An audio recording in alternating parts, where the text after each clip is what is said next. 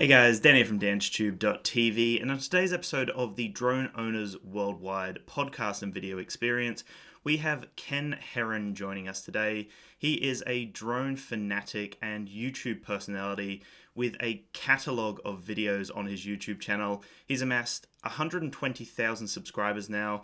He's done a lot of really interesting video content and definitely pushed the boundaries of being a drone YouTuber. So we'll jump into it very soon with Ken, and we'll ask all about what it's like to be a YouTuber, some advice he might have for YouTubers, some of the amazing experiences he's had with drones, some of the cool tests that he's done, and a lot more. So this video and this podcast has been sponsored by the Mavic Mini Australia Facebook page, or group, sorry, as well as Eye in the Sky Clothing. So I will have those links in the description below to check it out. Thank you so much for watching, guys. Let's jump into it. Thank you, Ken, so much for joining us today. I really appreciate your time, man. Hey, thanks for having me. That's fine, man. That's fine. I'm excited to hear about your journey into, creating your YouTube channel and how this all started and how you come up with some of these super interesting kind of out there ideas. It's a hard place to start. Like, should we start with how you got into creating YouTube videos? Or is there an interesting story that you think kind of leads nicely into this? Well, I started my YouTube channel in 2008, and if I knew then what I know now, I would have done nothing else but YouTube since 2008. But I only started my YouTube channel as part of some radio station I was working for, and we didn't do much with it. And then I posted a video about a laser, like a 2-watt laser, and I was scaring birds out of the trees with it. I didn't hurt any birds, PETA.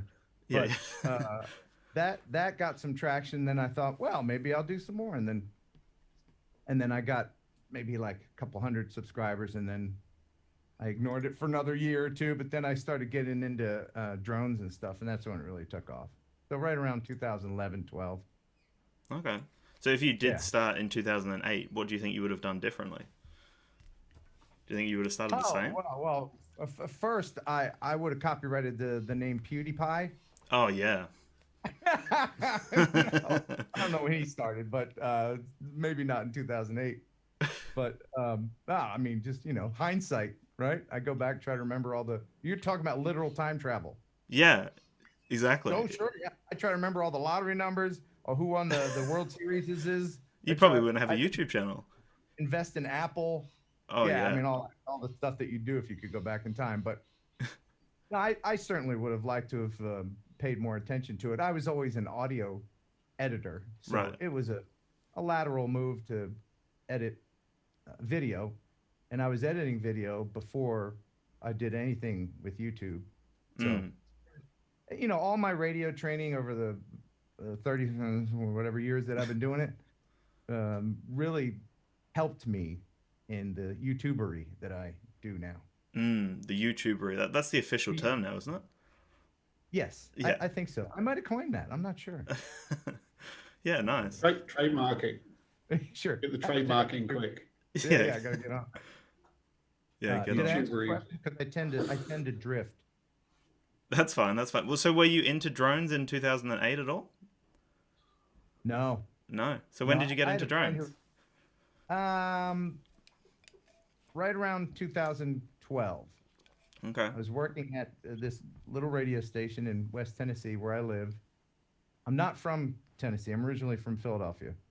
But I happened to be here in Tennessee working at a little radio station. And I wanted to get a shot of the building from above.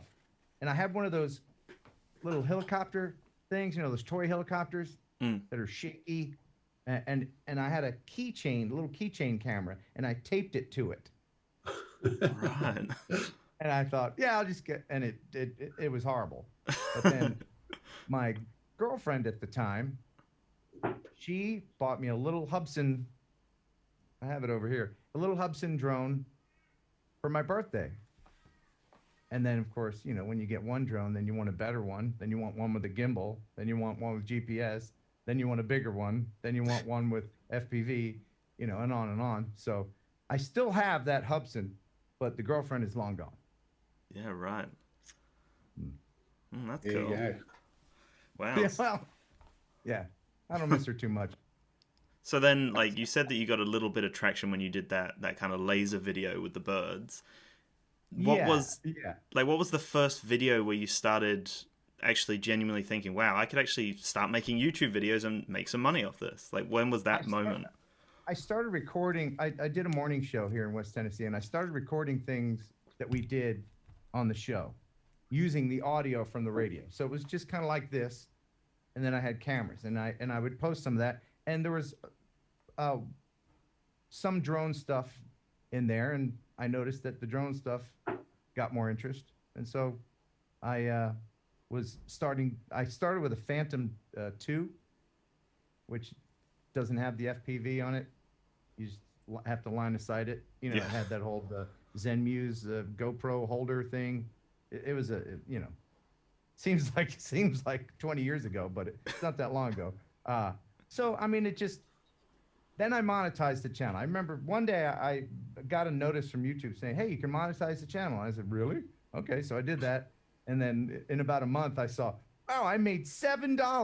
And I was like, I wonder if I can make $8. And then, drones are a motivation, but I tell you that getting paid by YouTube to do something that you would do for fun anyway, I mean, that's a win-win right there. Yeah. So when you saw that $7, did you like immediately quit your job at that point? Like you were ready to dive fully into it? I marched into my boss's office and I said, "Look, man, I don't need you anymore.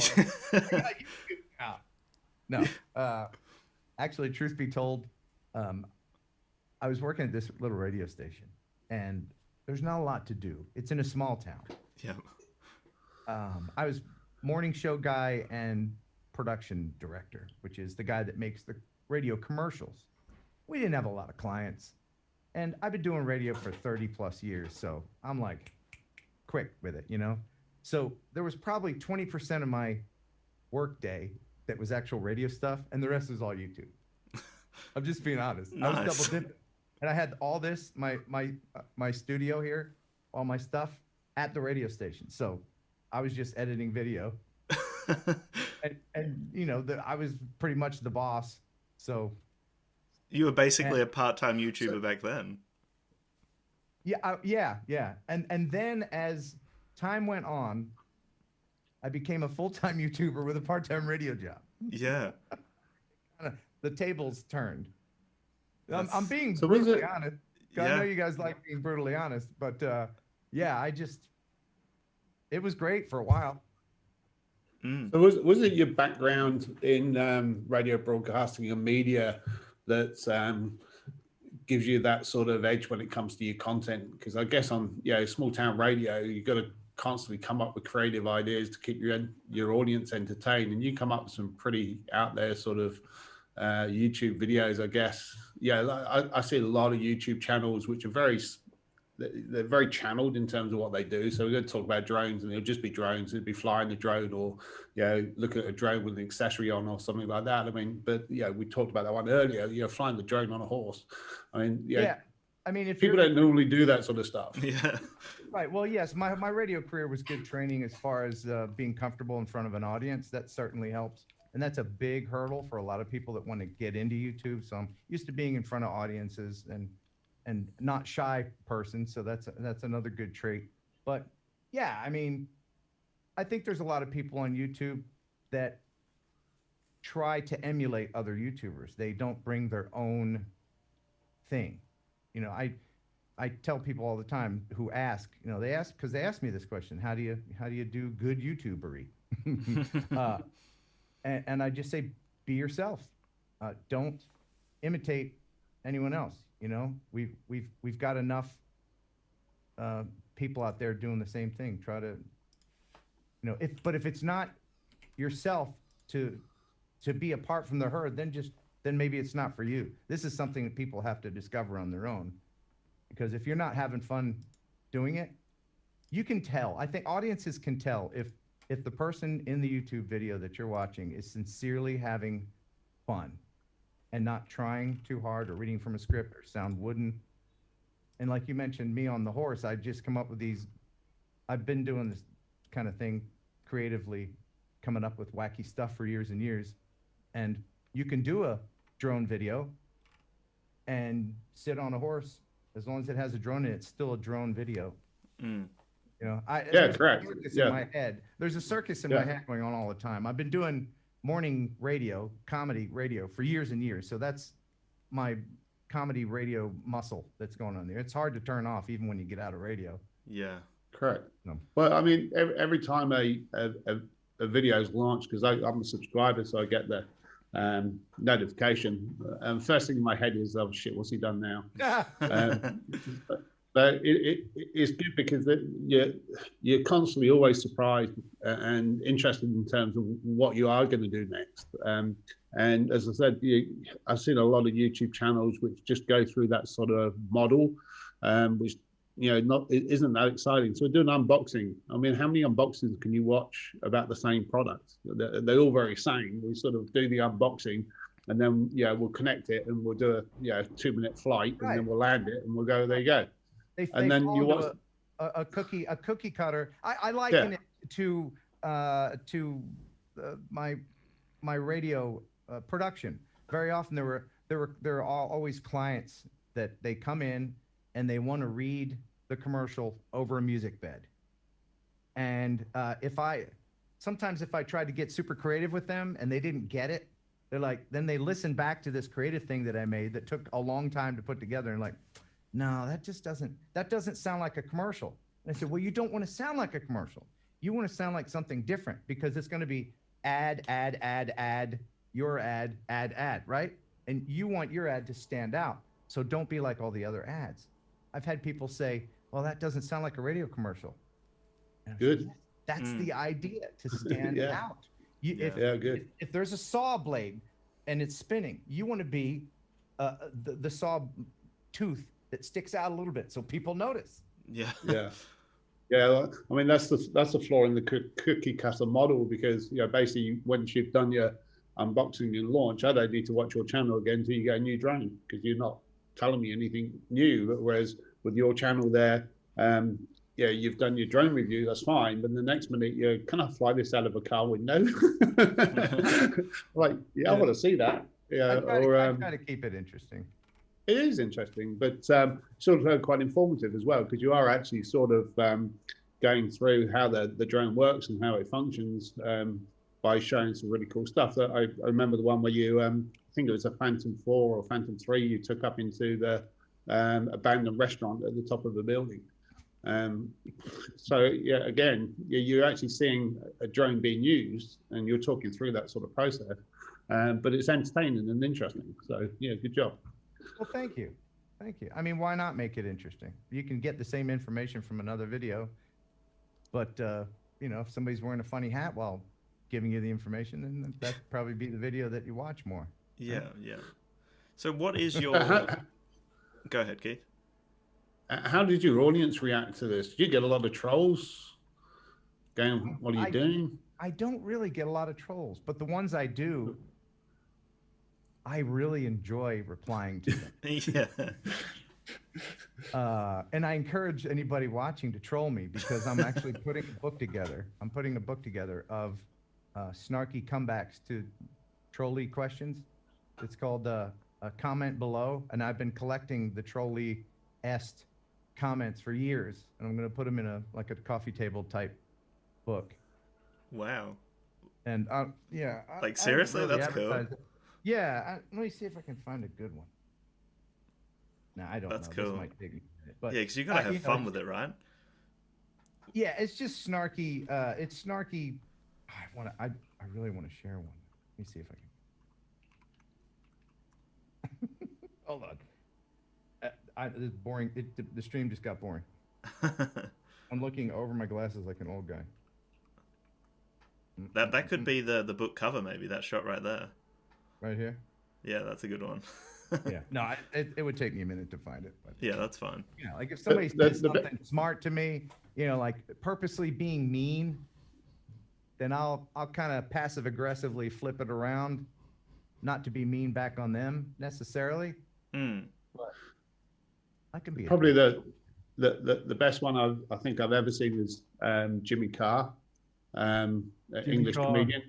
Yeah, there's 8 out of 10 cats. He's doing a live show, and somebody heckled him. So he just went, "I'll get to you in a second," and was sorting out another heckler. And then he went back to the first one. He says, "If you're waiting for a comeback, you'll have to scrape it off of your mother's teeth." Yes.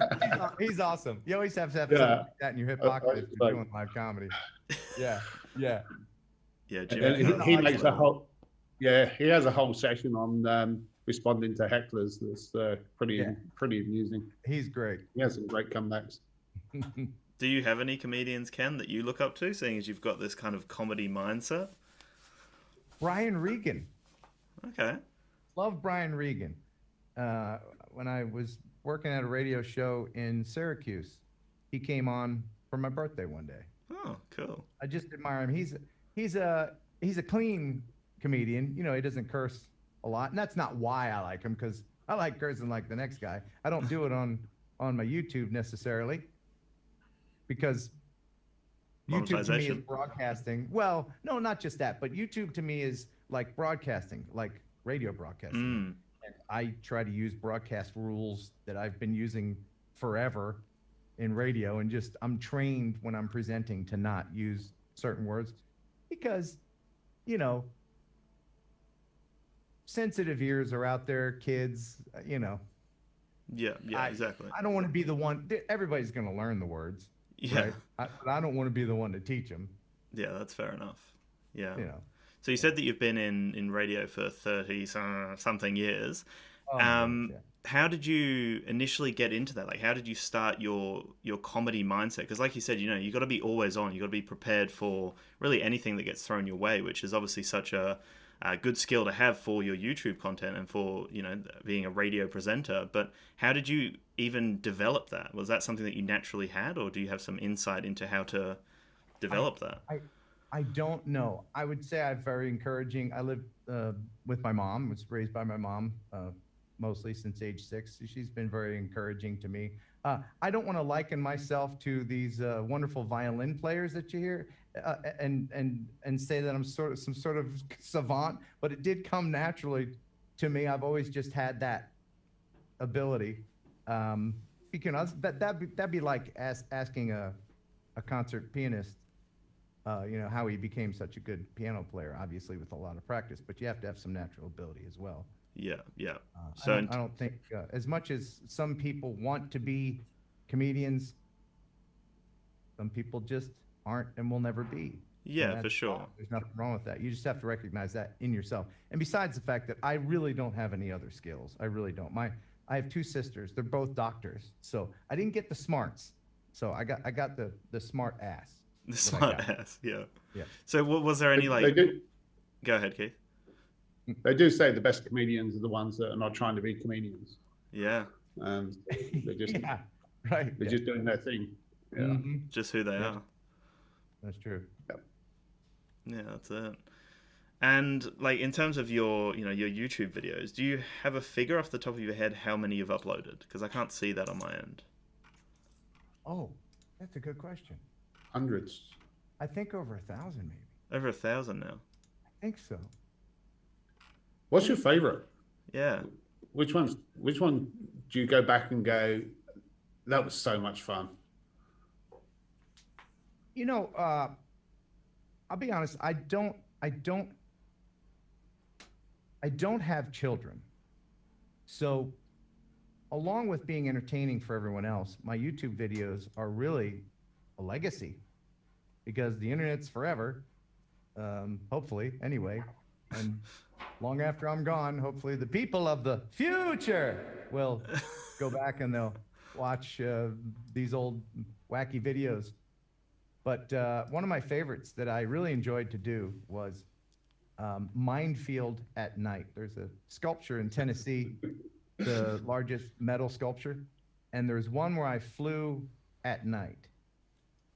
It's one of the first ones I did. I've done a lot of videos about that place, but it's the one that's titled Minefield at Night that I really enjoyed, because the sculptor, the artist that made the sculpture, he's just such a talented, somewhat reclusive guy named Billy Tripp.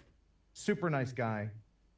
But you know these artist type that are all just kind of inward, you know, and you can just look at an artist who's very talented and tell that they're talented. And he's kind of out there, but he's such a talented and super guy. And he let me into his world, and I appreciate him doing that. He's 60 something years old, and he's climbing on stuff that's hundreds of feet high. I couldn't do it. Wow. I just admire him very much, and I enjoyed making that videos. Yeah. Well, your legacy is something you could seriously mess with the future by backing up all your YouTube videos onto a hard drive and burying them in your backyard. Somebody will find them in 200 or 300 years, play them and go. Yeah. You know, along those lines, and I've said this before, but I actually recorded a video of myself that will play in the event of my death. Right. You know, you hear about YouTubers all the time dying. You're like, oh yeah, that guy, I remember watching him. Well, if I die, I have uploaded and post-dated a video of myself saying, if you're watching this, I'm dead, I won the lottery, or I'm in jail. Because yeah, and I have to update it again. I made it about a year. Yeah, just say make sure you change the dates. Yes, yeah, if I ever forget. But you know, you can post date pretty far into the future. Yeah, right. Schedule a video. You can schedule your video. That's freaky. You can keep changing it. Yeah. Imagine if you predicted it though. Like that's insane. If you just put it as a random date and it actually was that day. Yeah. Yeah, right. If you're watching this, I'm dead on Wednesday, June 7th. Yeah. But you know, I'm surprised more people don't do that. Yeah. It's like post dating a check. Just post date a video. If you care about your audience and you care enough about what you've done, then sure, put that in there in case something happens to you. You never know. That's hey guys, interesting. I'm dead. Appreciate you watching. Don't know what's gonna happen with the channel. There you go. You could even do like a video will, maybe. You give all of your success to the audience, basically. They take over the channel then. Wow. Yeah, well, I do have a contingency in place for that. Yeah, yeah. You could. Yeah. You could leave your username and password to someone. I have. Oh, yeah. They could inherit your channel. Yeah. Yeah. So in terms of like the videos you've done, have you had any problematic stories? Like I know you've had a few like investigations come through, and you know there's a few in here that I'm seeing on the most popular, but like what kind of problematic things have you had to face so far? Didn't you do a broadcast from court recently? It wasn't recently, but yeah, I brought the camera into the courtroom after I got a speeding ticket. Oh, that was a speeding ticket. Yeah, I got a dash cam justice, was it? Yeah, and I wasn't speeding. Well, okay, I was speeding a little bit. I wasn't speeding as much as he said I was speeding. Yeah. But I was able to get out of it. Huh. That was a good effort getting the camera into the court. Yeah, and you know, I live in a small town, so I did ask the judge, even though legally you can just, it's a public place, so you can bring cameras in any courtroom. Oh, okay. Yeah, right. In the United States, but I did ask him because I didn't want to be in there in court, you know. Go on, Your Honor. You know, be that guy. On a selfie stick. Right. Then I was mostly concerned about my fellow future inmates sitting among me. Like, that's why I stood up. Hey, you're going to be on YouTube. That cool? No? Okay, I'll blur your face. Blur. Yeah, blur the whole video. Who wants to remember that day? Just me. Just you. But no, I've had some problems. I've been investigated by the FAA a couple times. But, they're, you know, people label the FAA as the enemy. They're really not. They're just kind of an overwhelmed agency. Staffed by people that really don't understand our hobby. Yeah. And they're doing the best they can. They're just working schlubs like everybody else. You know, people label the government as any individual FAA agent is not part of the Illuminati. They're just you know, they're Dave Jones. They've got 2.5 kids, a mortgage. They're just like you and I. Yeah. Only they have a government job. We have the same here in Australia with CASA, which is the authority on drones. I mean, yeah, at the end of the day, I guess if the population can't self-regulate, somebody's going to have to, because otherwise you have all sorts of issues with drones flying into landing aircraft and stuff like that. So somebody has to put some control in place. But I mean, most of the time, the rules are pretty relaxed in terms of what you can and can't do. I mean, there's no real massive restriction. Yeah, and I think the innovation will always outpace legislation. So yeah. I'm so surprised that they're woefully uninformed about all the new things that are happening and new technologies. So yeah. So are you guys registering drones at this point, or is that still not a thing in the US? Because I go to Hawaii every year and take my drone with me over to Hawaii. So I'm sort of up to date with where it was up until COVID shut us down and haven't been able to go back. So there was talk at some stage about having to register drones in the US. Yeah, is that a thing? Yeah, we're still registering the drones. Yeah, that's just something you have to do as a hobbyist or as a professional. Yeah, so they're looking at doing that here, I think next year, for all drones. But I think the sub 250 category, which is where the Mini fits in, will probably be excluded. Yeah, everybody thinks, oh, the Mini's an outlaw drone. Well, no. People think that in the United States anyways, because the Mini, you don't have to register. So that's $5. You save $5. Good for you. Good for you. You saved $5. If you put an SD card in it, you put a sticker on it, you have to register it because there it goes up to 251 grams. But the Mini, even if you don't register it, still has to follow all of the rules. Still can't fly over 400 feet and all that other stuff. Yeah, I hadn't actually thought about that. Yeah, I hadn't actually thought about the SD card putting it over the limit. Yeah, I was kind of kidding with that, but I mean, but it's right on the edge.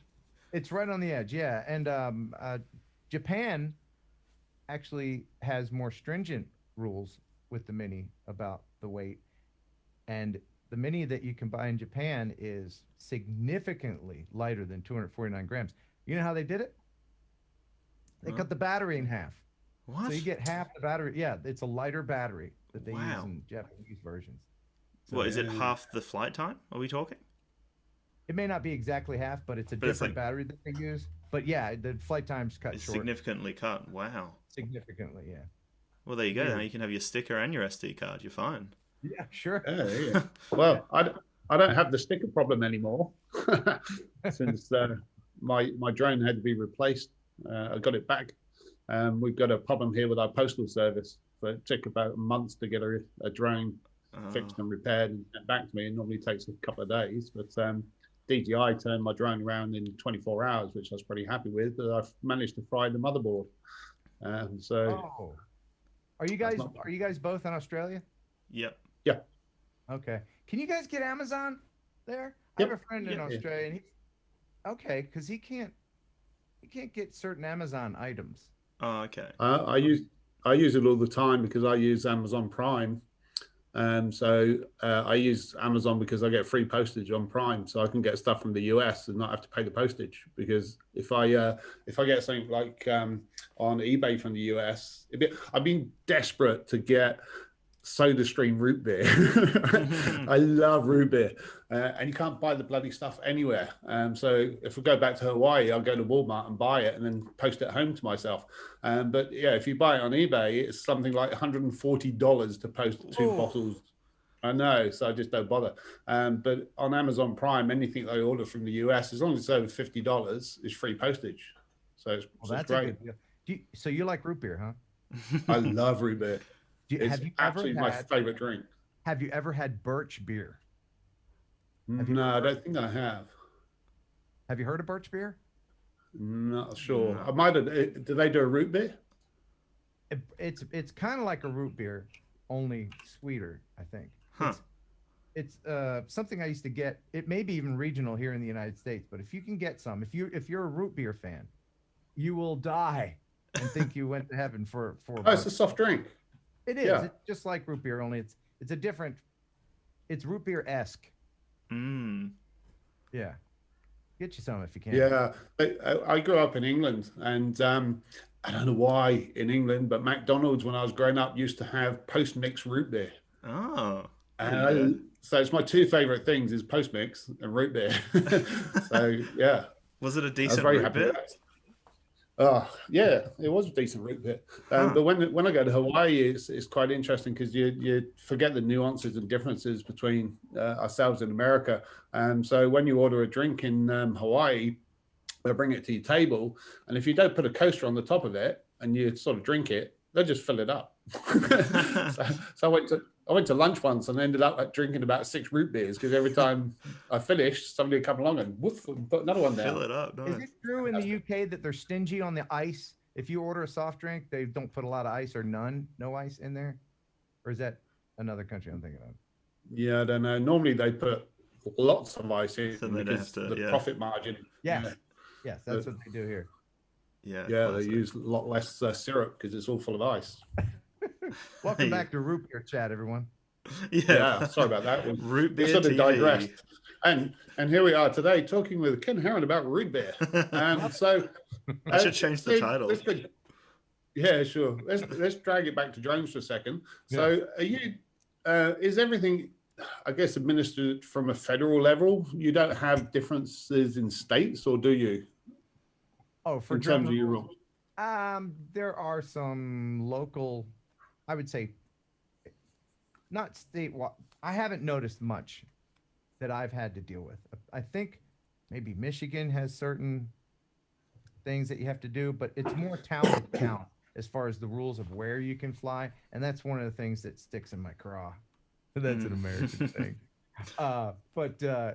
Which means it pisses me off when towns try to usurp federal law because the FAA are the stewards of the airspace, and then you get like, in Dip-de-Dooville over here, the captain who just doesn't, the mayor that doesn't like drones for some reason, and then they put up these no droning signs. Well, you can go F yourself there, mayor, because I'm not beholden to you. I'm beholden to the FAA. So if the space over your town is good, then I'm going to fly there. Yeah, we have a similar issue with local rules and regular guests against the federal rules. But yeah, I had a situation in Hawaii where I had a security guard tell me I couldn't fly. And I'm looking at the FAA app going, yeah, I can. Yeah. So I'd registered the drone, so I had my permit. So we just had the phone number of his office on the car. So my father-in-law just phoned the phone number and went, "What are you doing?"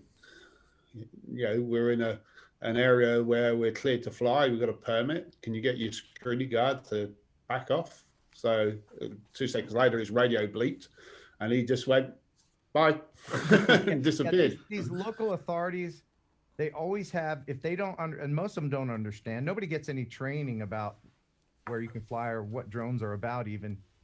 So it's all trespassing. It's all blanket. Nope, can't do it. Well, no, you don't understand that we can do it. Sorry. And the thing is, I've tried to educate authorities. They're not open to it most of the time.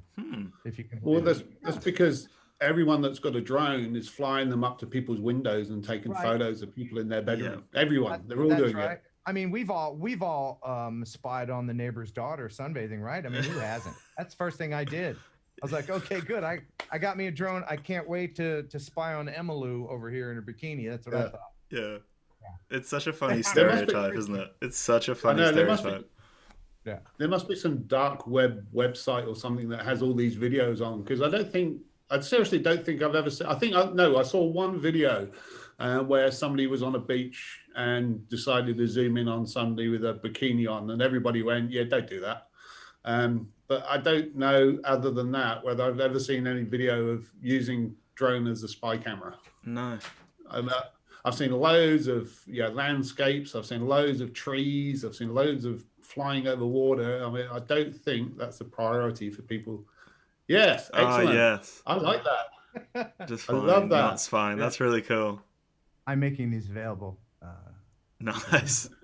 I'll send you a link if you want. But they're cool. In your store. The thing is with these people that say stuff like, "You're spying on." Oh, they are in your store. Sorry, I say they're there. They're in your store. If people Can you put it on Amazon? You're spying Can you put it on on Amazon so I don't need to pay the postage? Oh yeah, sure. Yeah, I'll put that on there. I'll do that.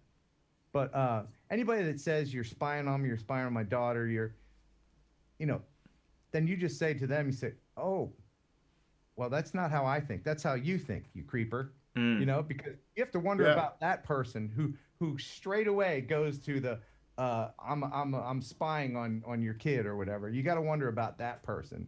Yeah. I wasn't thinking about that until you said it, you wackadoodle, Yeah, exactly.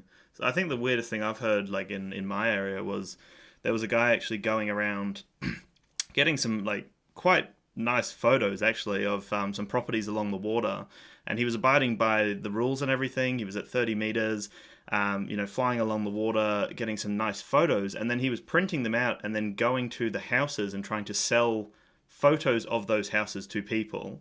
But one of like the family friends we had was telling us that, she would sunbathe naked quite regularly and felt like that was a bit kind of full on. She had no idea that this guy was doing it. So she, I think, got the police involved at some point, but that's probably like the weirdest thing I've heard so far. But, it was kind of this gray area because he was following the rules. So the last I heard, they couldn't actually do much about it because he was away from the house. He was 30 meters away, and it's a weird kind of area. But besides people like that, that's the only story I've ever heard of someone being really creepy.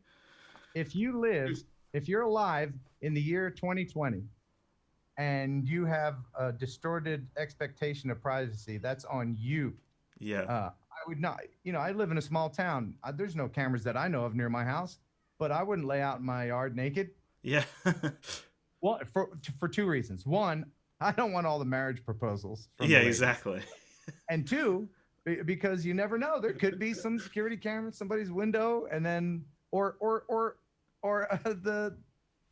the satellite could be going over at that time, updating the Google Maps. Yeah. And then there I am out on my lawn, blurred out, of course. But that's some schmuck's job to blur out all the junk that they accidentally take pictures of. Right? What a job, hey? What a job, yeah. How do you get into that kind of career? That's an interesting one right there. I think that might be an intern's work at Google. This is like intern. Intern. At Google. Here's the blurring tool. I like the Easter eggs on Google, where people know that the Google truck's around and will do crazy shit, and then you can find stuff. Yeah, that's funny. People in fancy dress standing on corners or something. There's somebody beheading somebody, mock beheading or something. Yeah. And you go to the Google coordinates and find all these different places with people doing crazy things. I love that shit. How often do they update? How often does that Google mapping car have to drive around and update stuff? I want to say 5 it must be years. relatively. Once every couple. Yeah, it must be relatively recent because I built a new shed on our property here 18 months ago, and it was on Google. You're in Earth outer space, mate. We recently. can't see the shed. Yeah, you can't see. There's a guy. Well, now that they're getting all this footage from these drone owners that are flying around taking videos of people's property and sunbathing. Yeah. Giving it all to Google. There was a guy who mowed a penis into his lawn because he knew the Google satellite was about. Oh, wow. Yeah. Oh, it's quite creative though, really. Yeah, I would do it if I had a big enough lawn. Yeah. That's amazing. Oh, wow. So Ken, like in terms of, some of your wacky ideas for videos, we've kind of alluded to the fact that you have quite a like switched on comedy mindset, and you obviously want to push the boundaries and do something unique. But do you have other people that you kind of present ideas to and flesh them out, or are a lot of them just you coming up with it on the spot and then just doing it? Like, how does the process look? Who is it you've got that's in your ear going, no, Ken, no. Yeah, Ken, don't do that. There really should be more voices of reason for me. And I know you can hear that train. Can you hear the train? Very often in my live streams, you can hear the train go by. Let me turn down the gate. Now you can hear it. Oh, yeah. Turn the gate back up.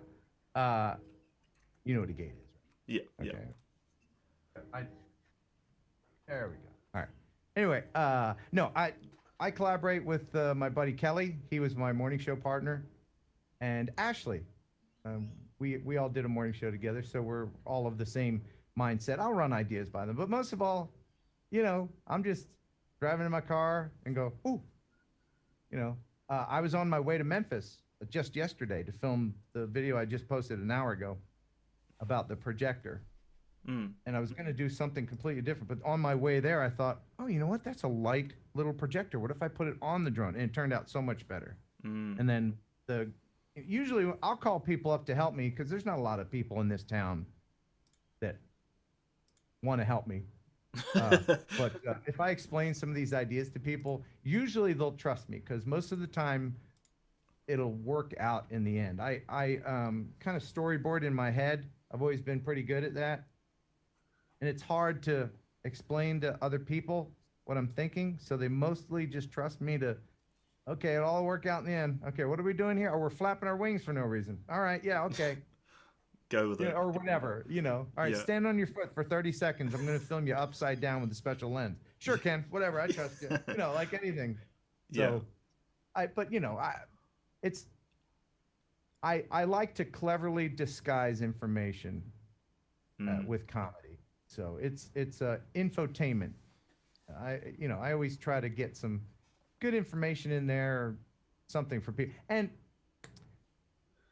I like to make my videos evergreen, which is why I don't do a lot of product videos. Yeah. Because like I said, one day I'm going to be, hopefully, if I make it to be even older than old now, like old. I'm old, but old. Right. But one day I'll watch all these videos back, and I don't want to watch me going, hey, here's the GoPro 4 or whatever. I don't want to hear myself talking about that because that's boring. Yeah. And nobody's going to go back on my channel and watch a video about me doing a project that came out 2 years ago, even if it is somewhat entertaining. But most of my videos, you can go back, and no matter what I'm talking about, whether it be 4 or 5 years ago, it's entertaining. And I also like to make my videos appealing to people who may not necessarily be into drones and photography. Which is why I'm so surprised how many people tend to watch the live stream on Thursdays who aren't even drones at all. Like I get people's wives and girlfriends watching, they enjoy it. So you can capture a broader audience that way if you don't make it specific to that drone. For example, what happens if you shoot a drone? Doesn't matter what drone you've got, you're going to want to see that. Right. Yeah. And that's why I didn't name my channel the Droney Drone channel. I just named it my name because one day drones won't be new anymore, and that'd be like name my channel like the Toaster channel. Okay. Oh, wow. Toaster. Everybody has a toaster. Everybody's had toasters forever. One day, drones will be as innocuous as toasters, is what I'm saying. You'll be using a drone to toast your bread. Right. But not to knock people that name their channel. Yeah. I'm actually thinking of starting a channel on the shit my wife buys. That would be a great name of the channel. Shit my wife buys. Yeah. I would subscribe to that. I would subscribe to Shit My Wife Buys. That's a really good name. One night whilst having a couple of drinks and being rather bored and sitting on Kickstarter, we ended up with this beautiful, about this big, squatting dog. Right. This golden and glittery golden dog having a shit. Oh. There you go. Okay. Excellent. What now was the shit glittery or was it just the dog? The dog was just squatting, but I'm like, why have we got this? So our latest edition is a skeleton goat that screams when you walk past it. Wow. Well, Halloween's coming up. Gotta have that. Hey, have they canceled trick or treating in your country? Probably because everyone's in lockdown and it's curfewed. We have a curfew at the moment in Melbourne. Is it bad over there? Is it like in different parts of Australia? Is it different? No, so Victoria is the worst of our states, and we're getting better. So on a 14-day average, we're now below 30 new cases over 40 days. So they'll probably start relaxing. I think there's an announcement this morning from our Premier saying they're going to relax it a little bit. But Melbourne has been in lockdown for the last couple of months. So they've had, you can't go more than 5K from your house, and you can't go out. I think it's after 9 p.m. until 6 a.m. in the morning. Although a few people have decided to push the envelope a little bit. Somebody travelled 300 kilometres to buy a Big Mac. So there's always a few that will skitter around. But yeah, we I think we're down to, in terms of Australia, about 25 new cases, 30 new cases. So yeah, we're pretty much at the end of our second round of COVID. Wow. Yeah, it's affecting everybody so much. I have a friend named Doris who will be 103 in January. Wow. Yeah. Wow. And poor thing, she's, trapped in her old people home. They won't even let her go out, And she's lucky. She still has her mind at 103. She's my grandmother's old friend, and that's how I know her. I've known her my whole life, but I just talked to her today, in fact. But she's bored. I called her, and she doesn't even say hi. She goes, Kenny, I'm bored off my ass. Get her on a video. And you? Yeah, she is. I had her flying a drone. Uh-huh. Yeah, I filmed her a couple of years ago when she was only 101. That's fantastic. That's so still great. driving her car, which was terrifying. Yeah. That was terrifying. That would have been terrifying, yeah. Oh, yeah. Anyway. Yeah, COVID messed everybody up. So, like... Yeah, I got my mother-in-law's in Massachusetts. So, yeah, she was sort of in the brunt of it for a little while. So I think that's sort of calmed down a little bit. But now I've got other family in Arizona. And they were hit pretty hard at one stage. Seems to be sort of going around, doesn't it? Are they letting Americans in Australia? They're not letting in us. No, not letting anyone in. No, there's a ban on Kens. Ban on Kens in Australia. Damn. I plan on coming to Australia one day. Do you know where you'd want to go? Probably Sydney. Yeah. Just because a buddy's gonna let me crash on his couch, I think. Nice. And after what $10,000 plane ride, I need that. Or Yeah, fair enough. Sydney's great if you don't like coffee. I don't like coffee. Great. That's perfect then. Yeah, not a fan. In fact, otherwise I've never had it. Really? You'd need to head to Melbourne for coffee and sport and culture. Oh, all that? Nah, I'm not a fan of sports either. No. Do you say math or do you say maths? I say math. Math, yeah. You say math? Okay. It's the English that say maths.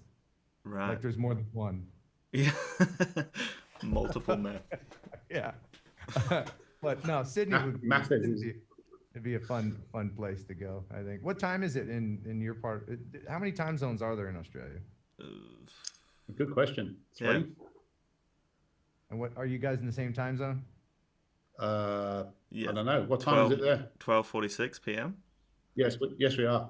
Okay. So we're vertical. So I'm at the bottom, and Dan's at the top, ish. Okay. Sort of. But then as you go west, the time zones change.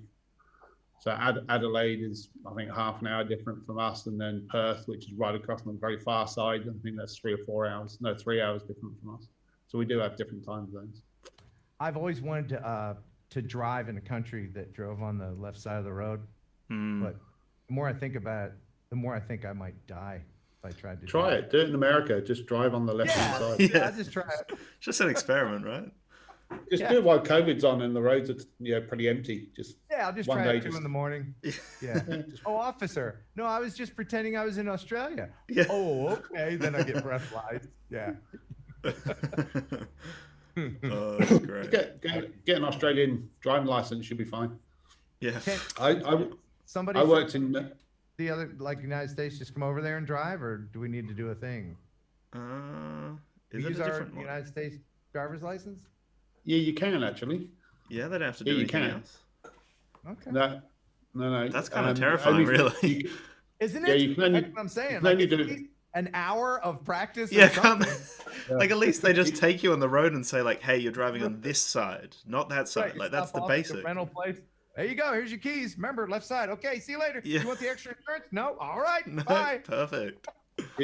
You can only do it for a certain amount of time. I think you get 3 months or something with a direct transfer license. But all our tourist areas in Victoria all have signs up saying "drive on the left" because people forget. So the steering wheel's on the right. You're going to remember.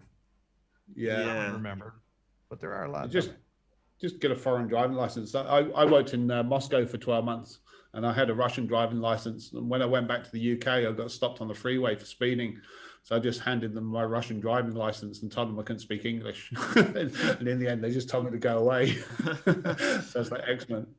That's so funny. Oh, that's great. Yeah, I'll get there one day. Yeah, that'd be cool, man. So Ken, like you know, we spoke a little bit about some of these interesting video ideas, and I guess I'm wondering, like, have there been any videos that you just haven't been able to do? Something that you had a concept for, or someone was like, man, we should do this, and it was just too much. Have you had to actually scrap some video concepts?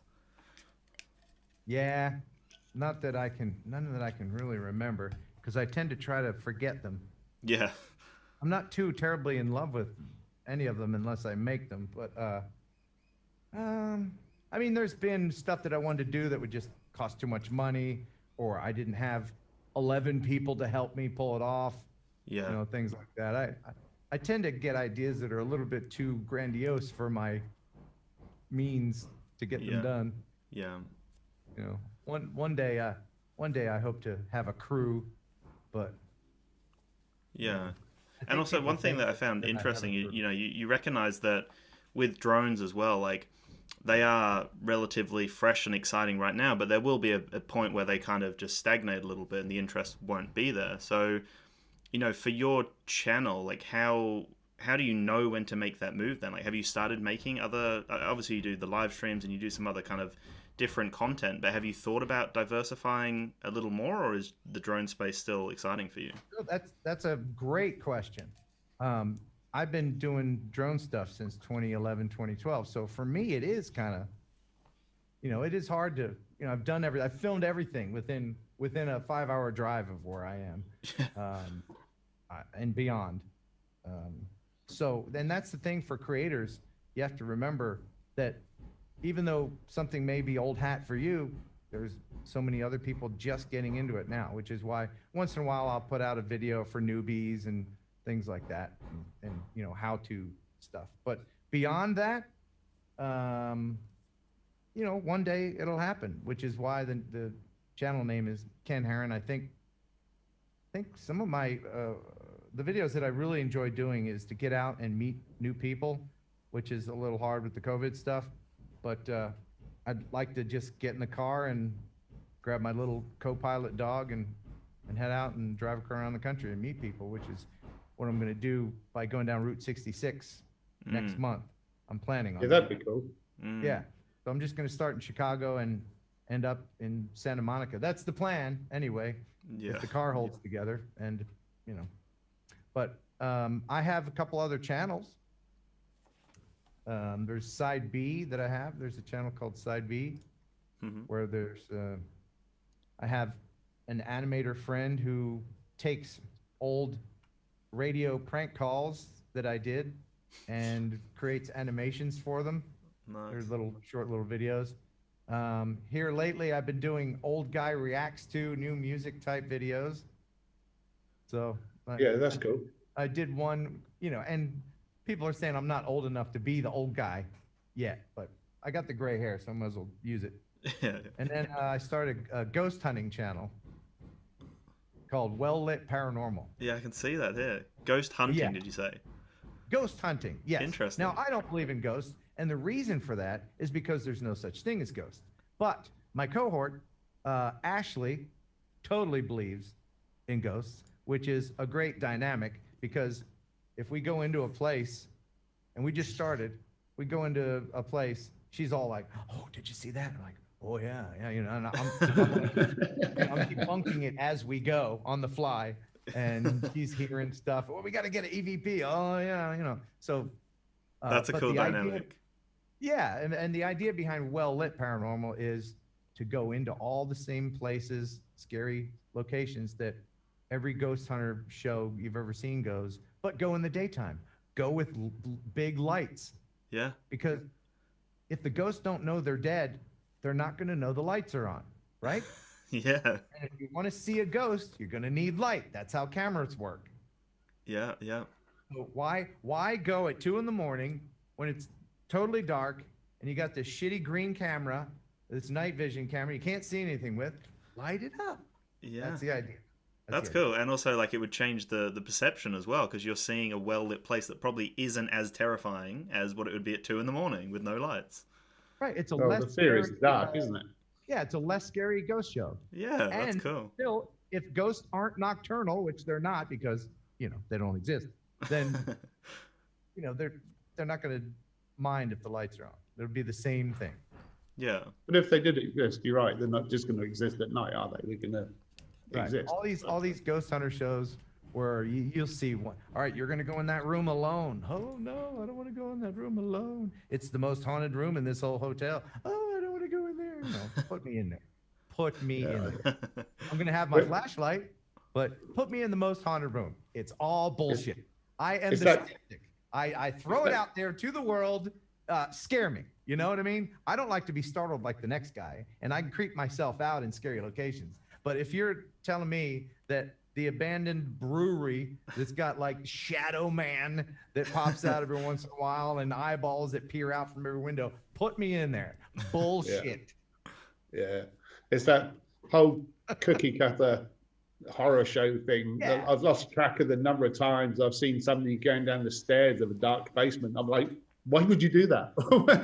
Let's see what's down in the dark basement. No, let's not. Yeah. Turn the lights on. That. Yeah, turn the lights on. Yeah, and it's always the lights never work, do they? No. Or they flicker. The ghosts are not like roaches. They're not going to scatter when you turn the lights on. And don't ghosts feed on energy? Right? Give them plenty of energy and let them suck up the power. The funny thing is all the time. Ashley is always seeing orbs everywhere. Oh, orbs. So if Ashley believes in ghosts, then does she get terrified when you go to these locations? I haven't seen the videos yet. We did one. We went to a Brushy prison. We went during the day, so there's tourists there and everything. Oh, right. It's still scary, but we're going to try to find a location that's not open to the public during the day, cool. or we'll go at night, but with flashlights. It doesn't matter. But yes, she gets terrified. She totally believes in it. I'm going to subscribe to that. Can't wait to see the next one. Yeah, that's great. Thanks, man. So we need to rename this video "Talking to Ken About Ghosts and Root Beer." Yeah. Well, I heard that ghosts really like root beer. Yeah, they do. Yeah, apparently so. That's the energy they get, right? They harness it from the beer element of it. It's mostly the root. Oh, right. Yeah. Yeah. Anybody that knows anything about ghosts know that. Yeah. Yeah, we have something similar here. Everybody thinks that root beer is actually sarsaparilla, and I'm like, no, it's not. Oh, no. I don't like sarsaparilla. Don't like sarsaparilla at all. I'm not a fan. Know what that is. Have you had that, Ken? I don't think I know what that is. I've heard of it. It's like a fashion drink, isn't it? Like licorice almost. Would you describe it as, Keith? Yeah, horrible. Yeah. Oh, yeah. Okay. But I have a weird taste for an Australian. I mean, I love Dr. Pepper, and I love cherry Dr. Pepper and cherry Coke and all that sort of stuff. Birch beer, my friend. Birch beer. Get you some. Yeah. I'll order some from the US and pay $200 postage. I'll have to check Amazon, see if they got any on there. Yeah. You know what? I ordered about a month ago from Amazon. Tim Tams. Yeah. Love them. Nice. You know, am I saying it right? Yeah. Tim Tams? Yeah, those things. Did you just get like the basic ones? Because we've got so many different flavors here. There's crazy. So many different ones. I think I got one that was chocolate and coffee. Oh, right. Yeah, there's heaps now. They've really sort of diverged their product lines. You get black cherry and white chocolate and all that sort of stuff. But I was at Comic-Con last year, and one of the celebrities come over, and he was doing a pre-Comic-Con interview, and he just mentioned how stoked he was to be in Australia because he can have Tim Tams. So went to have a photo taken because we get photos taken with all the stars, and on his desk was this pillar of Tim Tams. So everybody that went to the event was taking Tim Tams for him, and he had this literal mountain, looked like a massive Jenga game. Tim Tam. I don't understand how Tim Tams aren't over here as well, like just on the shelves. I don't understand that. You don't drink coffee though, Ken. Oh, did they go with coffee? Is that? Oh, you're missing that. Well, you could do. Do you like hot chocolate? Yeah. Yeah. Right. So what you do is you bite the end, right? Take off about that much of the end of both ends, and then you suck it like a straw through the Tim Tam. Really? It's amazing. Like a straw. That's how you eat a Tim Tam. Yeah. It's structurally sound enough to do that. Yeah. And especially if it's a hot beverage as well, then like after you've sucked it through, it kind of gets gooey, and then it's even better then. Yeah, oh my God. Good thing you guys have free national health care. Yeah. So take that from the home of Tim Tams. That's how you eat a Tim Tam. Okay. But one thing I'll tell you, you guys can have your Vegemite. You can just not a fan. Do you guys both like Vegemite? It's all right. No, I'm English, Ken. So you like I think Vegemite. I think Vegemite should be in the hardware store on the tile section. Yes. Yeah. Just spread it on the back of a tile. Oh yeah. It on the wall. Right. Yeah. That they could smear that on the bottom of the space shuttle to keep it from burning up and re-entry. Yeah. Totally. They should do that. Yeah. No, not a fan. I'm a Marmite person. But Australians do love their Vegemite. They do, don't they? You have some. Well, you could get some right now. Right now, you have within your reach. You could get some within 30 seconds, couldn't you? No, I don't. Do you, King? I don't know that in the house. I could go and get you. I could go and get you 4 jars of Marmite. In the fridge. 4 jars, man. To smear on your Tim Tam. Oh no. Hey, are you guys into FPV at all? We actually we did a session on FPV a couple of Zooms ago. Okay. Which was really cool. What have you got? I just got this little guy today. Oh, that's cool. Yeah, this is a Beta FPV 85X digital. That's pretty cool. Yeah, it just came out, and I haven't flown it yet. No, I'm gonna fly this tomorrow. It looks a little tall though. It does, doesn't it? But it's mostly this plastic stuff. It's a funny looking thing. It is funny, isn't it? Yeah. You poke someone's eye out with that. Unique, yeah, for sure. But I love FPV. I love flying 5 inches. Not a huge fan of the tiny whoops. Yeah. But the 5 inchers, I love flying FPV. What got you into FPV? Because it's like the kind of barrier to entry. It's quite expensive, isn't it, to learn everything, and to pay for parts. Yeah, it's time. I'm lucky that I have companies that will send me these things, but as far as the time investment to learn, yeah, it took me a while. I really admired seeing like the Mr. Steels and the Nerks and the Zoe FPV people out there doing all this flying down buildings and everything, and so I endeavored to do that myself, and now I can. That's I can't. So cool. You know, I can't. I'm not a Mr. Steel, but I can fly the thing in acro mode without crashing. Yeah.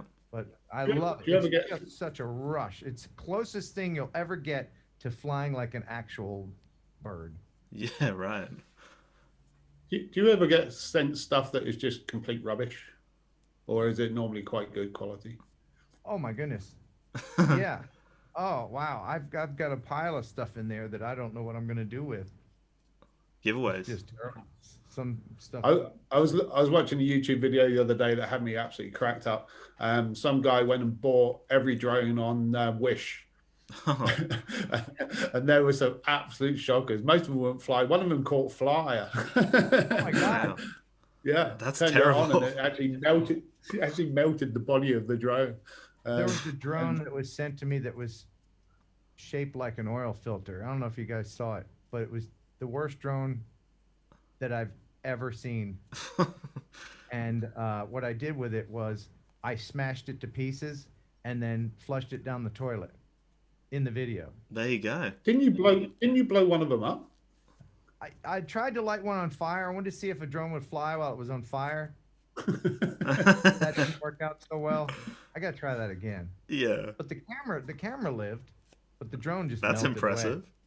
Yeah, but this company that sent me this drone that's terrible, I made that video and they contacted me and they said, and I'm not going to use the broken English that they use, but they basically asked me to take the video down, and they would send me another one because I might have gotten a bad one.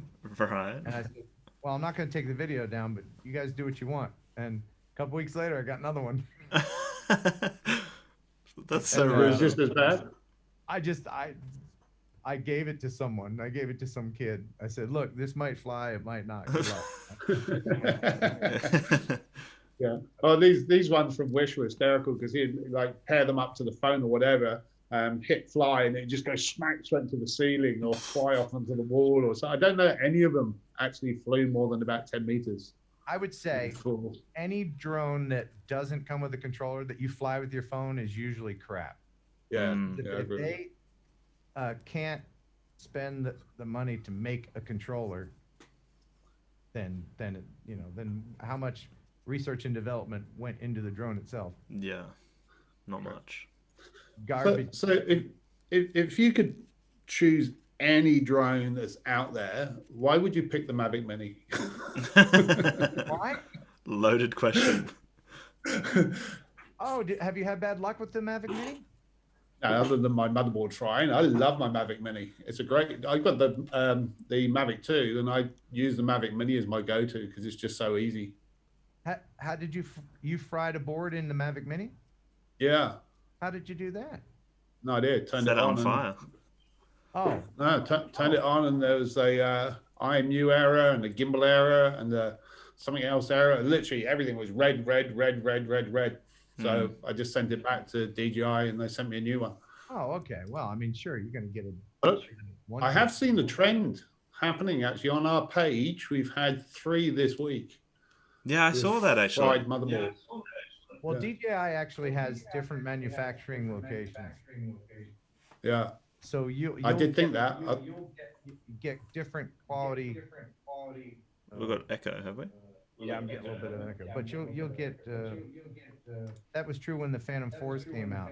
You could tell in the Phantom 4s which factory made it because one Phantom would have the little pads on the bottom. One of them had a line through it, and one of them didn't. So they were made in 2 different factories, and that's how you could tell the difference. But I love the Mavic Mini. Yeah, I love the Mavic Mini. Yeah, it's a great drone for sure. That's because like the whole Mavic Mini Australia page, which is kind of what has made this live Q&A possible. Yeah, it's amazing. Like some of the stories we've had from people just have fallen in love with the Mavic Mini. Hey, it's a great entry level drone. You know, people get interested in drones. Maybe if they don't know enough information, the first thing they do is they'll go down to their Walmart. You guys don't have Walmart, but you know what Walmart is. They'll go to their local variety store and just get one off the toy shelf. Yeah. And then they're disappointed with it. And a lot of them don't continue after that. They're like, drones suck. Well, but you're judging the wrong drone. Spend more than $30 on a drone and you'll be happy with it. Like the Mavic Mini is the perfect little entry drone. It's got everything that a beginner would want and not a lot of extra stuff that's going to confuse newbies. Got GPS. Oh, it's just a wonderful little drone. I love it. It is. So besides obviously the powerhouse of DJI with the monopoly on the drone space, have you tested any other drones in that kind of medium to high end range that you do really like other companies that you think have potential to compete with DJI? Sure, and I hope that the DJI has some competition because that breeds innovation. Yeah. Certainly, you don't want them to rest on their laurels. I think Autel is giving them a run for their money. There's a lot of little boutique companies, a couple that I have tested drones for, to my dismay. And aren't Autel American? No. Where are they from? I thought they were US. No. Autel is Autel's parent company is a Chinese company. Oh, okay. A lot of people don't realize that. And Autel goes to great lengths to make Americans believe that they're an American company, but they are not. You like how I drive the point home? They're not. But they're as American as you would like to believe they are. Yeah, right. The Skydio 2, that's American, isn't it? Have you tested that? No? What are your thoughts on that? You're leaving. You're not a fan. No. I'm a fan of Skydio. In fact, I'm a fan of the Skydio company. Yeah. They are American. Of course, it's made with foreign components, naturally, like anything would be. But it's assembled in the United States. Skydio, yeah, I have nothing against Skydio. The reason why I was rolling off is I thought you were going to talk about. I borrowed a Skydio from a buddy in New Zealand. Oh, right. He said, he, I forget how he sent it all the way to me. Wow. Yes, that's what he did. I got it before he did somehow. Before he flew it. Did you blow it up? Well, I made a video where it was following my motorcycle, and I turned a corner, and it didn't see a little teeny wire. Oh. And it crashed, and it was totaled. But, all right. And this was just about when COVID started, so everything was slow. But we managed to talk to Skydio, and they did replace it. So that's good, and that's I got to be honest. I'm not sure they would have replaced it if I wasn't a powerhouse YouTuber. I'm pretty sure if I didn't have a YouTube channel my size, that they might not have replaced it. Yeah, but that's cool. I don't have anything against them. It's a great little drone. It's, in my opinion, it's not necessarily a good tool for doing stuff manually. Like, the controller is a little hinky.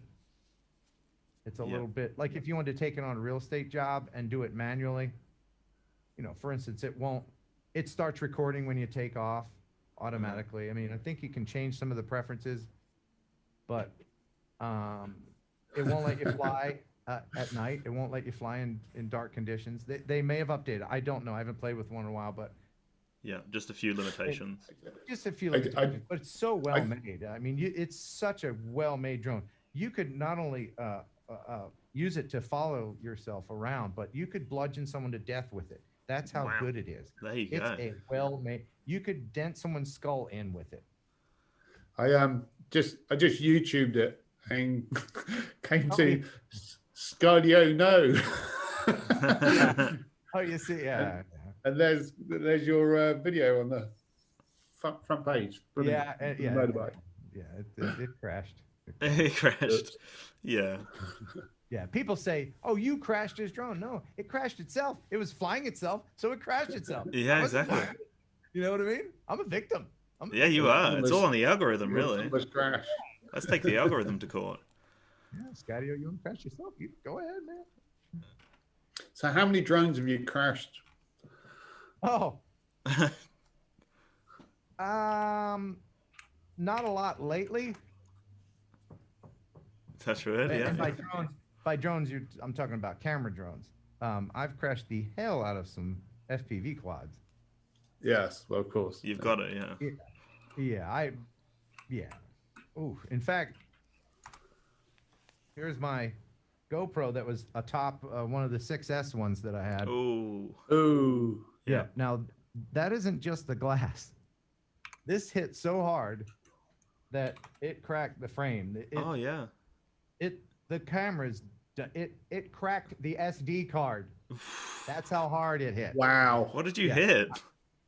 I hit a post in a bando, an abandoned building, hard with a 6S at full throttle. It was bad. Yeah. It looks bad. Yeah, that happened about a month or two ago. It's still in the process of being rebuilt. And you know how rare those Hero Session 5s are. Yeah, I cannot believe that GoPro discontinued the Session. It makes no sense to me. They've just launched the 9, and I thought they were going to actually bring out a new Session, but they've just launched the Hero 9 Black. Yeah. And there's companies making fake Sessions, like Session sized, that will fit in all of the FPV quads holders, but it's not. They're not the same. They've lost the whole market there. It's honestly, it makes no sense why they would discontinue it. They should look at eBay. There's people buying them on I know, eBay. yeah. There's a whole black market for it. Yeah, well, the thing that you have to look for when you're buying a session is the battery. Right. Because at this point, people are selling sessions that may look okay, but the battery won't hold the charge. And then there's people that are so desperate for those that they're breaking them open and trying to replace the battery themselves. They should, yeah. GoPro needs to. They got an integral battery, have they? Yeah. Internal one. Yeah. Yeah. Yeah, that's not good. And that was something that I found interesting with the Hero 8 actually, because they made it so you couldn't remove the lens. So if you were to crash or damage it, you'd have to send it straight back to GoPro. And then obviously they learned, or people told them that they didn't want that. And now with the 9, you can remove the lens and swap the lens cover out. But again, another really weird move. Like, it's meant to be an action camera. You know, it's going to get hit. They've got a habit of doing weird stuff from a consumer side on the Hero 8 and the 9 as well. There's the media mod. If you want HDMI output, which used to be part of the core GoPro, whereas now you have to put the media mod on, and then you can't get the battery out. So if you want to switch batteries, you have to take the media mod back off again to be able to get the battery bay. And I'm just like, why would you do that? Yeah, somebody's giving GoPro some bad advice. Yeah. Karma. Yeah, that's a lot of karma. That's so bad. You know why the karma existed, right? To compete with DJI? Here's a fun little story. Woo! Yes, pretty much to compete with DJI. There was a point where DJI and GoPro were in love. Oh. They were in love, and they made their Zenmuse gimbals to hold GoPro cameras, and all was good and well in the world. But they had a falling out, and then DJI said, "Well, we're going to make our own cameras," and GoPro said, "Well, fine. I'm going to take my records and go home." So they broke up, and then DJI started getting really successful. They made their own cameras, and the cameras were good, and so of course some heartbroken person at GoPro said, "Well, we're going to make our own drone." Yeah. And the rest is history. Yeah. You guys stick to cameras. Yeah. Well, they learned that the hard way, for sure. Yeah. They had to close like a whole department, and their stocks went down. Yeah, it was bad for them. Really, and it was bad. All because the battery didn't latch well. Yeah. It's crazy, man, because I remember when they announced that as well. Like, I was really excited I was looking into the camera, and I was waiting for some videos to consider whether that was going to be my first, like, I guess, high-end or like medium consumer drone, something I'd put a decent amount of money into. And then I remember DJI dropped the Mavic. I think it was like 2 weeks after that, they announced it 2 weeks after that, and obviously the negative karma reviews came from, and then it was just history from then. But I was close. It's been an arms race, and but there's such a technological difference from a GoPro Karma to, say, the Mavic Air 2. It's so different in such a short amount of time. I think we're reaching saturation point now, and the only thing that's going to make a quantum leap now would be battery technology, because they can say, "Oh yeah, we're recording at 8K. Wow, 8K. Do you have an 8K monitor? No. Do you have a computer that can edit 8K? No. Exactly. Kind of people are checking. I mean, this is the whole argument over the 4K. When you look at the Mavic Mini chucking out 2.7, that's totally fine for most people in terms of what their computers can handle. Or if they're pushing it out through social, then 2.7 is perfectly fine. So right. I don't know that I'd invest to jump to 8K, to be honest. Not yet, really, at least, because, your 8K footage is going to look great on your 4K monitor. Okay. Yeah. But you're right. Another 15 minutes battery life would be nice. Yeah, and that's the next thing. When they get the next generation of batteries that changes the world, that's when stuff will happen. Well, Tesla drone deliveries. That's when Tesla. Tesla announced this week that they've got new battery technology. It's 500% increase on current technology. Elon Musk was out in the media the other day saying that this is going to absolutely change. They're talking about having a Tesla vehicle on the ground for sub 25K with this new battery system, which will effectively allow you to go 500 times further than the current. And are the batteries more hazardous? Yeah.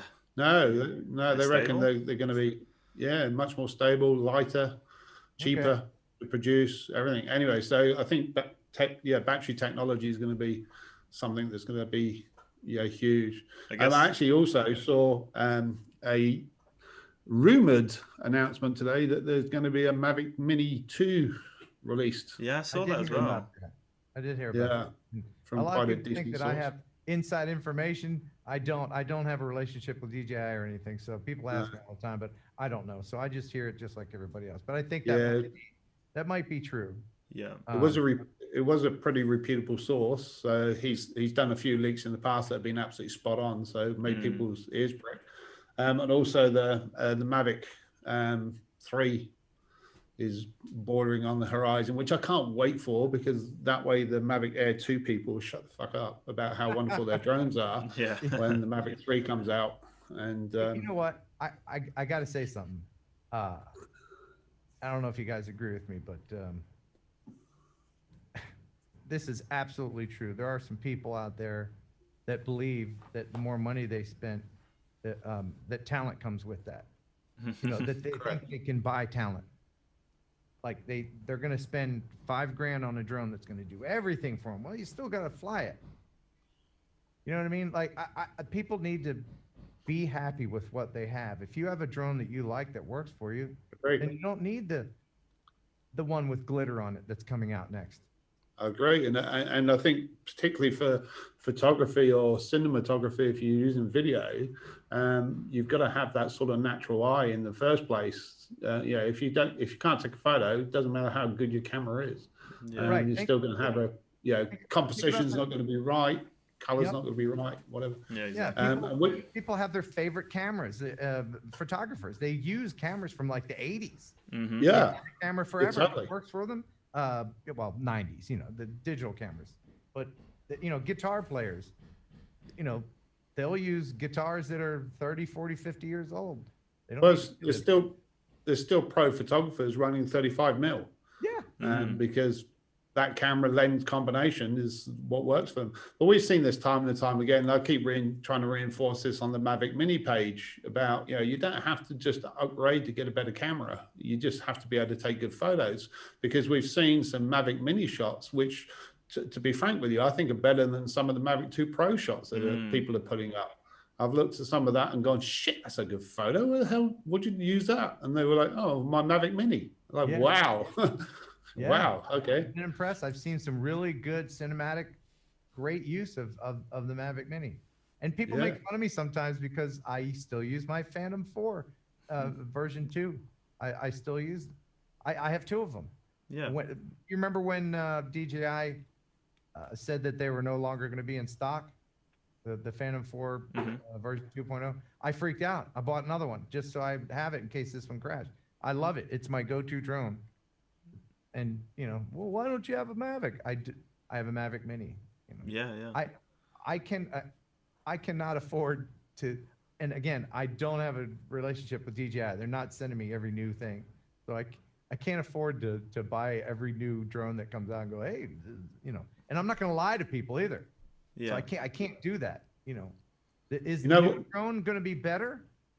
Maybe in some ways, but it's still going to be in the air with a camera, just like your old drone. And I challenge anybody to tell the difference. You give a Phantom 3 professional and a Mavic Air 2 to a good photographer, and he takes the same picture with both of them. Nobody can tell them apart. Right. And I see that with YouTube reviews all the time, where they do comparisons. I mean, sometimes it's such a nuance, the difference between the two. You go, well, I'd be happy with either of those. One's $500, one's $2,000. I don't really care. The difference is so minimal. I will tell you this though, it comes down to the glass. Yes. The Zenmuse, what is it, X5S camera that's on the Inspire 2 that I have. That's amazing. That's an amazing camera. And it's got great lenses on it. It's about the glass. If I do night shots that professionally, I will use the Inspire 2 with the Zenmuse X5S. Yeah, for sure. Even though the Phantom takes good images at night as well. But so what is it about what is it about the Phantom that you like? Oh, I just love that it's there. It's ready to go. I've got it in the case. I've got 7 batteries for it. You know, yeah. Because like, there's been all the rumors. 7 batteries is because I've crashed a couple of them. Oh, right. I've had to buy new ones, and they come with batteries. So I'm like, well. Yeah, because I guess I'm wondering, like, with DJI, you know, they've kind of gone down this path of just streamlining their Mavic series. You know, they've got the Mavic Mini, the Mavic Air, and the Mavic Pro, and it seems like they have neglected the Phantom range. Like, do you think there's still space for a Phantom 5? Oh, I would love the Phantom 5. Like, it's just, is it coming, or have they discontinued that range? Who knows? I don't think it is. I think if they do anything, years from now, they'll put out an anniversary edition or something just to, because there is a market for it. If the Phantom 5 came out, they would make money just like, you know. Yeah, exactly. Yeah. With anything else. But you know, the thing about any technology, let's talk about phones. Yeah. You know, you see somebody with a flip phone. What do you think? Oh, they're grandma, right? Nobody has a flip phone anymore. I apologize if you have a flip phone, but you see somebody with a flip phone, you're thinking, well, they're out of touch, right? I feel personally attacked, Ken. No, I don't. Do you have a phone? I love my flip phone. So you're going to show me your flip phone? Yeah. Okay. But you know what I mean, like. Yeah, for sure. And the lifespan of any prosumer technology in this area is so short. You know, but that form factor of the Phantom series, when news agencies talk about there was a drone shown at the, you know, anytime there's mention in the news, drone, that's the image. You Google the word drone, the Phantom comes up. Yeah, it's synonymous with drone, isn't it? It is. It really is. But people. Well, when we were looking at getting a masthead for the Mavic Mini page and put it out to a few people to create some creative for us, and they were all putting Phantoms on our masthead. I'm like, can we maybe get rid of the Phantom and put Mavic Mini on the Mavic Mini page? Yeah. Right. Yeah. Right. Yeah. And that's the thing that, you know, the layman, they don't know. It's second nature for any of us in the industry, and we know, but there's so many people that don't, and that's actually encouraging, because that means there's more new people just now getting interested in drones, and that's good. That's good. If they bring out a if they bring out a Phantom 5, you should just do a bad review, but don't actually have the drone. Just do a random bad review, and then they'll say there's probably something wrong with the drone. We'll send you another one. Yeah. No. I would love Phantom 5. I would love it. I think the one thing that would make the Phantom series better is interchangeable lenses. I think there was rumors of a Phantom 5. Yes, I saw that. And did you see those pictures that looked like it was a interchangeable lens? If that was a custom something or other made for someone, but on a Phantom 4 platform. But yeah, I saw that. Something like that. Yeah, something like that. And maybe retractable legs. Yep. Yes. That would be cool. Yeah. Basically like a mini Inspire. That would be really cool. Yeah. And I love the Inspire, but oh my gosh, it's such a job to get going. Yeah. It's a beast. It's a beast. Yeah, it is a beast. You carry a small human on that thing. Right. I'm very grateful that I have one. Yeah. That's cool. So, I don't know, we didn't actually talk about how long you've got with us. We should probably round it out soon to give you some time. Yeah, we just got yammering, didn't we? We talked about root beer, talked about everything. Yeah. But, I do have one question though, like, and it's, you know, just to give context, like I am a qualified counselor, so, you know, like the mental health space is really fascinating to me.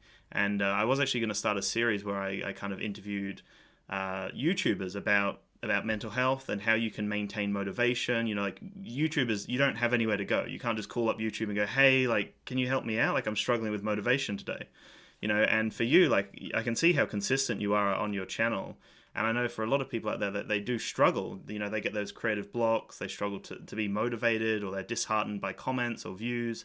Do you have anything to talk about in that space? Like, how do you maintain motivation and consistency?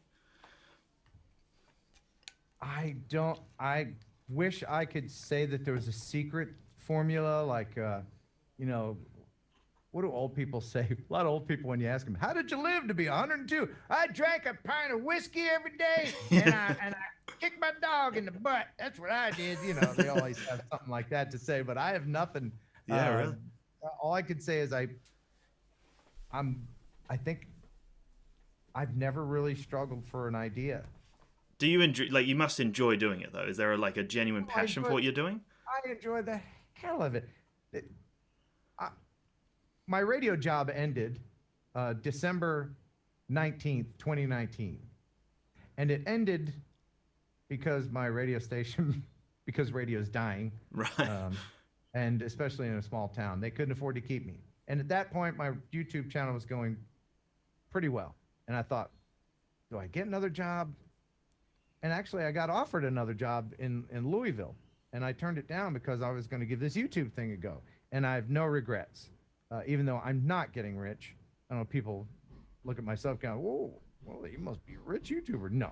The only reason I'm able to do YouTube full time is because I live in Poorsville, USA, and the cost of living is dirt cheap. But along with the freedom of not having a boss, making my own schedule, it's just a wonderful thing. It motivates me every time I read all the comments, and you know, I'm invested in it. But as far as being motivated, I think the secret is you have to just be born a happy person. If you're content with who you are, and sometimes this can, not to get too philosophical, but sometimes it comes with age. You know, I'm 54, and I look back. Recently I went through some old video of myself in my 20s and everything. I hated that schmuck. I didn't like myself. I didn't like who I was. Yeah, wow. I like who I am now. You know, by age 54, you're going to know who you are. You're going to know what you want. You're going to be pretty, you know, on board with who you are and the way your life's going to be. So I'm just by default a naturally happy person. I tend to vent. Sometimes you can ask anybody that's on a video shoot with me that I cuss like a sailor when the batteries are running out or when something's not going right. I'll like bleep bleep. But where's my bleep? Hold on, I'll give you some bleep. You fucking piece of, you know, kind of like that. But for the most part, I'm just thankful for all this. I feel privileged as hell to be able to do this for a living, and that just makes me happy. And with happiness comes creativity. And did I answer your question? That's wonderful. No, that was a great answer, man. I really appreciate that. All right, good. And a great way to wrap it up. I drink a pint of whiskey every day. No, I don't do that. Yeah. Well, you're in the right place for it. You get Tennessee whiskey there. Yeah, that's true. Yeah, that's true. There's probably a moonshine still within a mile of my house. Oh wow. Yeah. Like just the one. Yeah, just the one. Yeah. But well, it was great talking with you guys. Yeah, you too. Yeah, man. It's been brilliant. As you know, I'm a big fan of yours, which is why I sort of reached out to you, and I'm very grateful that I'm very humbled that you've taken the time to come and talk to us, because a lot of YouTubers not that interested in reaching out and talking to people. So it's really much appreciated. You literally responded in 10 seconds and went, sure. Oh yeah, and the reason why I do that is because if I don't answer email right away, I forget about it. Oh yeah. And then, people get mad. So I just answer my email right away. And I'm also very, along with the whole working for yourself thing, what YouTube has brought me is the world. I've got actual real digital but real friends all around the world. Yeah. It shrinks the world. It's such a wonderful thing to be able to talk to you and other people, because it's not just robots. It's not just text. There's real people behind all of this digital video goodness that you see out there, and people are trying to get along and do their thing, and they seem to be digging what I'm doing so far, and I feel very honored and privileged to be able to do that, and to meet new people with you and your funny accents. I have a funny accent, right? I got a funny accent. If you do make it to Australia, I'd love to catch up with you, and we'll go fly some drones, and I can show you the wonders of Victoria.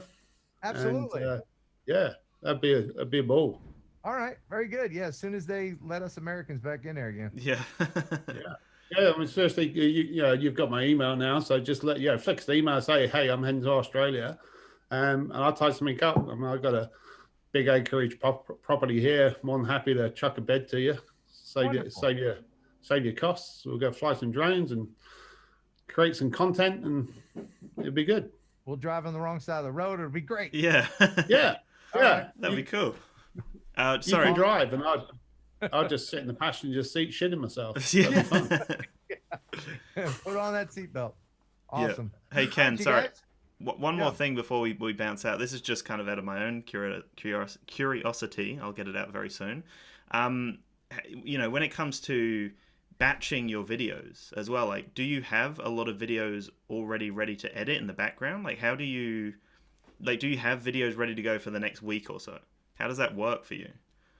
Oh man, I try to get ahead, but sometimes I really don't. I know a lot of YouTubers do that. I should be more organized, but no, I don't. Most of the time, if you see a video that posts, it's usually something that I filmed a day before, a couple days before. I don't keep it for long. I try to get ahead, but I don't. Again, it's mostly just me and a few helpers. Yeah, cool. But and I probably spend way too much time editing. Coming from an editing background, I especially pay attention to audio, and I'll do things that aren't necessary. Like now you know how to clearly you know how to edit videos. Yep. So if you go from one bit of video that has a little bit of background hum to another, like if I go from one scene where the drone is flying in the air to another scene, I will take the audio from the whir of the blades and taper it in and out. All right. And overlay them a little bit so that it's not a hard cut. I'll do stuff like that for me, because when I watch it back, I'm like, but nobody cares. Yeah. Nobody cares. Yeah. But that's like an extra hour that I spend doing just little audio tweaks and everything to make each video. I mean, each one's not a masterpiece, but for me, especially the audio. Yeah. That shows that you have pride, though. You have pride in what you're releasing to the world, which is great. I mean, yeah. And one day when I'm gone and people are watching all my old videos of, hey, let's watch that funny dead guy again. I don't want them to, go, oh, that audio transition. Yeah, exactly. Oh, great. Well, thank you so much, Ken. Got a little dark at the end there. That's a nice way to end it, though, Okay. Yes. All right, man. And don't forget to suck the hot chocolate through the Tim Tam. Yes. I'm totally gonna do that, man. I'm gonna do that. I'm gonna order some Tim Tams right now.